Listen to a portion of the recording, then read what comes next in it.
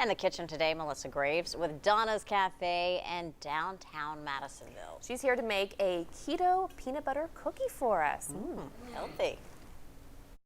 It's that time of year, spring has sprung, and now we're all trying to fit back into those shorts, and those waistbands are getting tight, right? So I have a super simple recipe. Look, this is all the ingredients, 3 ingredients in this recipe for these sugar-free keto peanut butter cookies. And so what I've got is I've got a half a cup of keto brown sugar. You can find this in the sweetener aisle at your local supermarket. And the supermarkets have gotten really good now about offering all these keto options. So I've got about a half a cup of that sweetener. And I've got an egg, 1 large egg. That was the worst cracked egg I've ever done.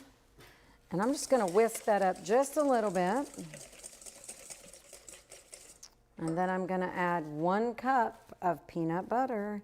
And this can be your peanut butter of choice. I like to use the creamy.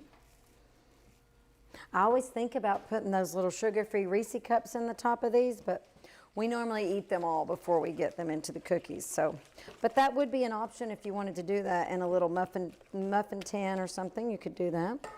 Now this gets pretty thick really quick, really fast, so you can only whisk for a second. I'm gonna get my spatula here. Once you get that come together right there. All right. So we have our cookie dough. As you can see, I went a little crazy earlier and made a whole bunch. So I like to use a little cookie scoop here. I've got my pan.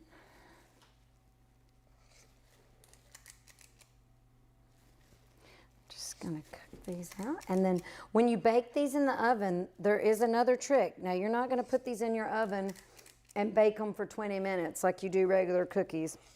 I put these in my oven. Of course, we have a convection oven here, and they'll be done on this dark cookie pan in about 4 minutes. So when they start turning a white color on the top, and you're thinking, oh, I messed these up, that's about when they're gonna be done. And so you wanna get them out of the oven and let them sit on the cookie sheet for a little while and let them cool off.